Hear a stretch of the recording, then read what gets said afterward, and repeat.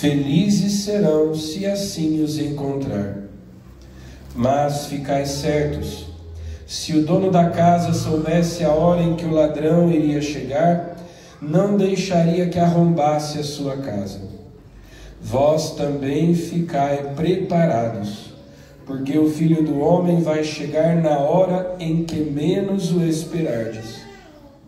Então Pedro disse: Senhor, tu contas esta parábola para nós ou para todos? E o Senhor respondeu: Quem é o administrador fiel e prudente que o Senhor vai colocar à frente do pessoal de sua casa para dar comida a todos na hora certa? Feliz o empregado que o patrão, ao chegar, encontrar agindo assim. Em verdade, eu vos digo, o Senhor lhe confiará a administração de todos os seus bens.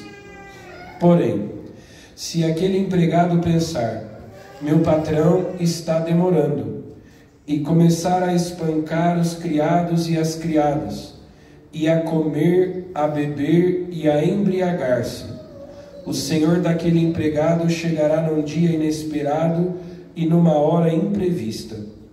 Ele o partirá ao meio e o fará participar do destino dos infiéis.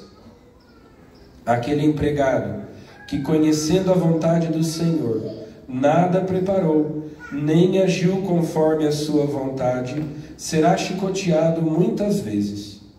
Porém, o empregado que não conhecia essa vontade e fez coisas que merecem castigo, será chicoteado poucas vezes. A quem muito foi dado, muito será pedido. A quem muito foi confiado, muito mais será exigido. Palavra da salvação.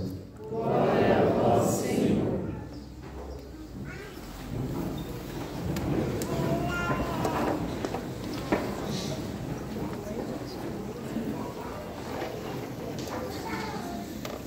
Caros irmãos, queridas irmãs, o Evangelho deste 19º domingo do tempo comum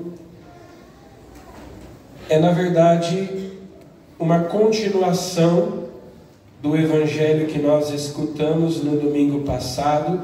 A temática é a mesma. Jesus continua falando sobre o desapego em relação aos bens materiais. Nós nos lembramos que no domingo passado Jesus falava sobre a ganância, sobre o acúmulo desordenado, desenfreado de riquezas, de bens materiais, que nós devemos ser ricos para Deus e não para nós mesmos, que é necessário juntar tesouros no céu. E ele continua dizendo justamente isso: ali o ladrão não chega, nem a traça corrói. Esses bens que são espirituais, que não são materiais, não podem ser roubados pelo ladrão, nem corroídos pela traça. Não é como uma moeda que enferruja, porque são bens eternos. Onde está o vosso tesouro, aí estará também o vosso coração. Então, se o nosso tesouro está no céu, o nosso coração está em Deus, corações ao alto.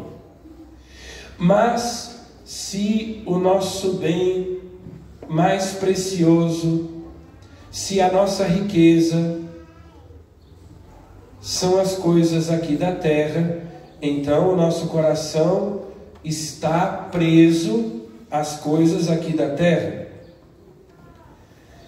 Jesus começa dizendo: não tenhais medo, pequenino rebanho, pois foi do agrado do Pai dar a vós o reino. Jesus fala para poucos. Hoje fala-se muito em defesa das minorias. Nós somos uma minoria. São poucos aqueles que conhecem a palavra de Deus e que procuram fazer a sua vontade. É o pequeno resto que ficou sempre fiel, o pequenino rebanho. De modo geral, nós somos a minoria, o que significa ter que nadar contra a correnteza, contra as tendências, contra as modas do nosso tempo, da nossa sociedade. E quando você precisa nadar contra a correnteza, ir contra as tendências, naturalmente você vai se deparar com o diabo, você vai se deparar com o mundo, vai se chocar com os antivalores do mundo, contrários aos valores do Evangelho. E enquanto a maioria das pessoas procura acumular bens nesta terra, Jesus está dizendo: nós temos que ser ricos para Deus. Precisamos ter méritos, praticar boas obras, ser virtuosos, porque nós teremos que prestar contas. Vai chegar o momento do acerto de contas, e essa é a mensagem, essa é a lição central do Evangelho de hoje. Nós não somos proprietários do que somos, do que temos. Deus nos favoreceu, Deus nos beneficiou, é o nosso benfeitor. Ele nos cumulou de dons, de bens incontáveis, tanto naturais quanto sobrenaturais. E nós precisamos administrar aquilo que recebemos de Deus, porque Ele pedirá contas. Lembrando que o tempo é a moeda com que se compra a eternidade. O tempo que nos é dado neste mundo é para que nós alcancemos a vida eterna, a salvação. Então Jesus manda nós não termos medo. Não tenhais medo, pequenino rebanho, pois foi do agrado do Pai dar a vós o reino. Deus quer nos dar a salvação, Deus quer nos dar a vida eterna, Deus quer fazer de nós concidadãos dos santos, quer nos conceder o convívio dos eleitos, uma morada no céu. Mas nós enfrentaremos muitas adversidades, muitas contrariedades. Nós teremos que viver de um modo muito diferente daquele que vive a maioria das pessoas. É um pequenino rebanho, é uma minoria. E num mundo que se habituou a desprezar os mandamentos de Deus, se você se propõe a ser obediente, você já será considerado fanático, exagerado, que as pessoas estão habituadas a desprezar a palavra de Deus. Então basta que você procure ser minimamente fiel nas pequenas coisas, no mínimo. Isso já é considerado por muita gente um exagero, um escândalo.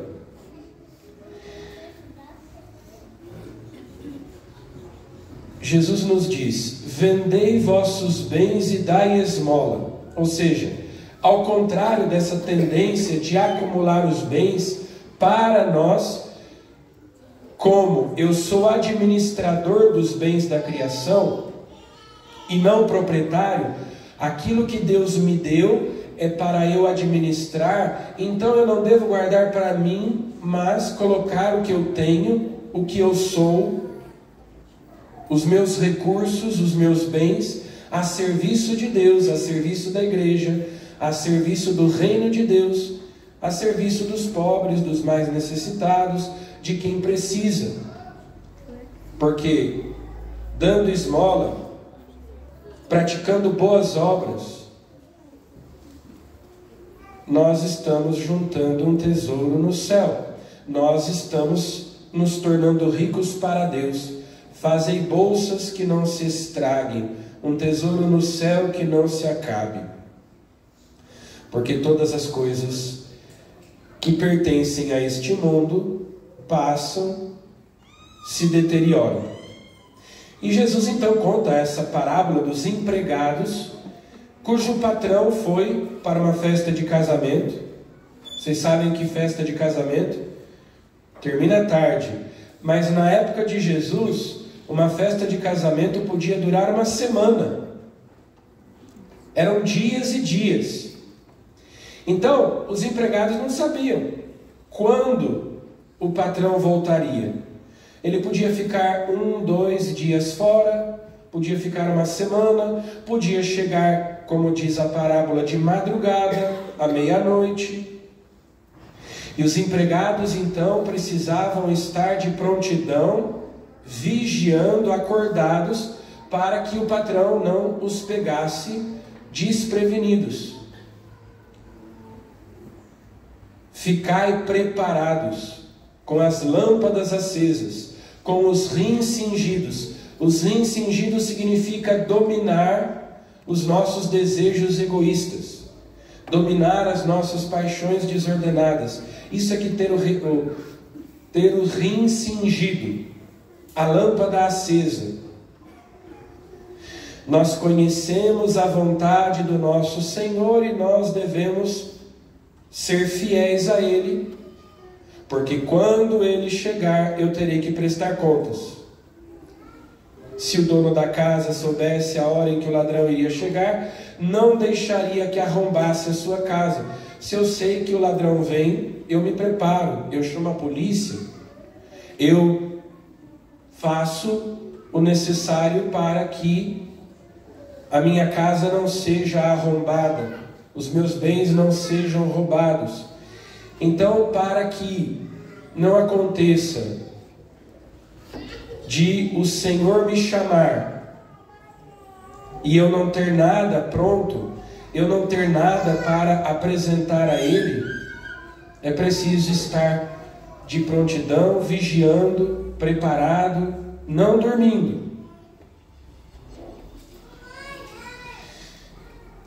E então São Pedro pergunta para Jesus se aquela parábola era só para eles, os 12 mais próximos de Jesus, ou se aquela parábola era para todo mundo, para todos. E vejam só, Jesus diz: quem é o administrador fiel e prudente que o Senhor vai colocar à frente do pessoal de sua casa para dar comida a todos na hora certa? Feliz o empregado que o patrão, ao chegar, encontrar agindo assim.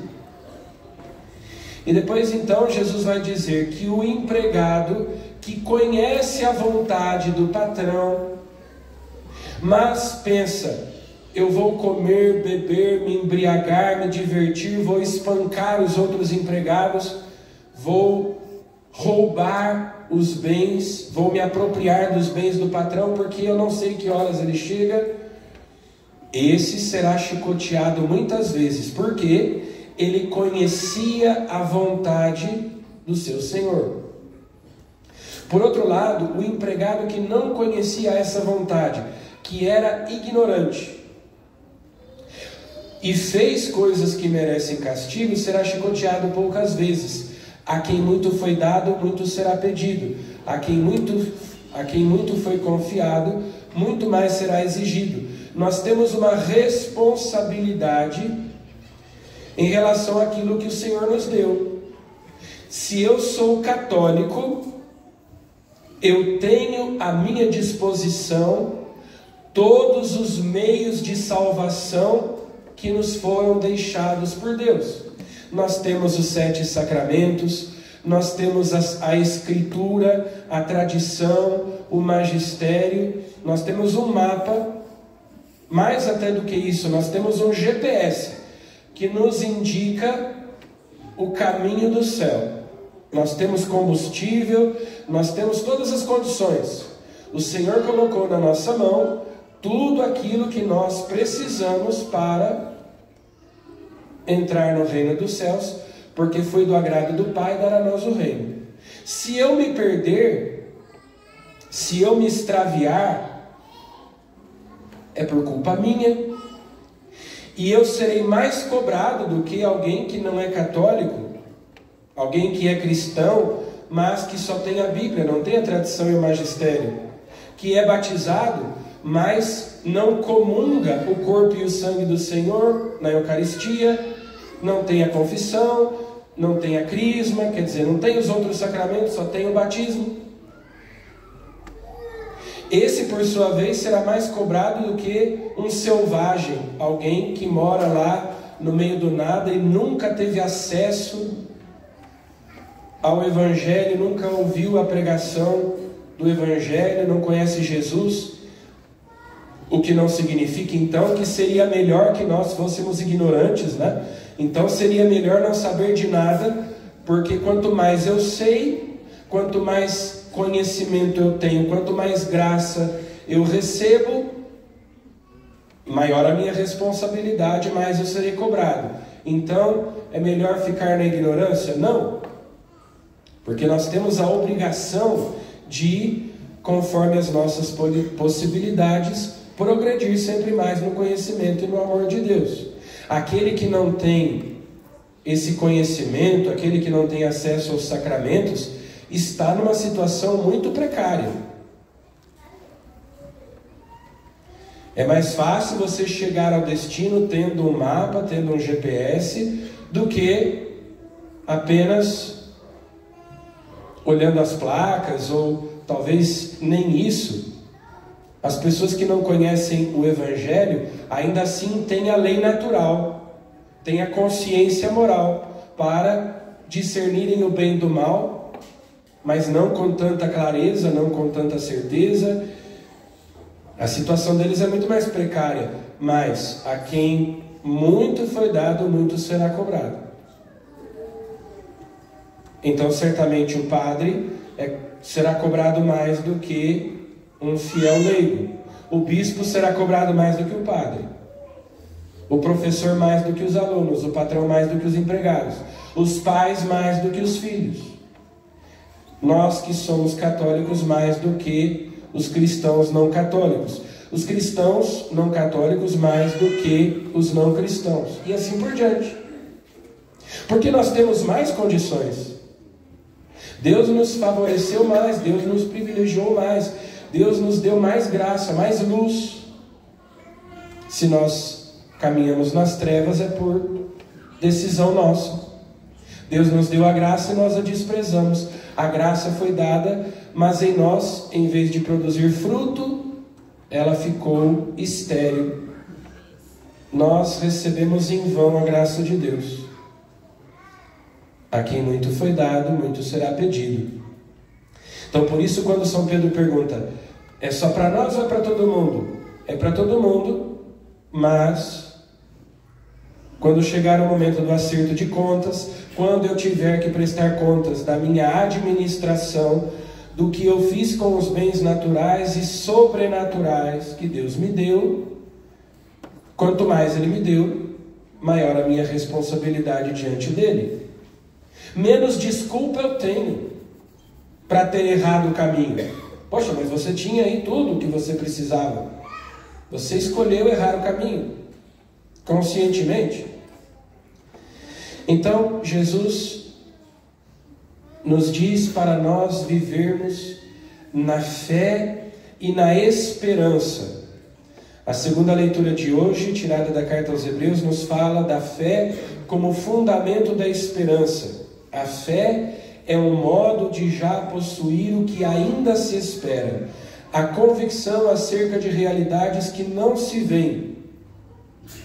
E aí ele diz sobre Abraão, que saiu de sua terra, porque Deus lhe prometeu uma cidade alicerçada, que tem Deus mesmo por arquiteto e construtor. Ele esperava a cidade celeste. Por isso se dispôs, inclusive, a sacrificar o seu filho Isaque. Pois ele sabia que Deus tem o poder de ressuscitar os mortos. Então vejam, Abraão vivia na fé, na esperança, porque ele sabia que lhe esperava uma pátria melhor, a pátria celeste. Deus preparou uma cidade para ele, não aqui na terra, mas lá no céu.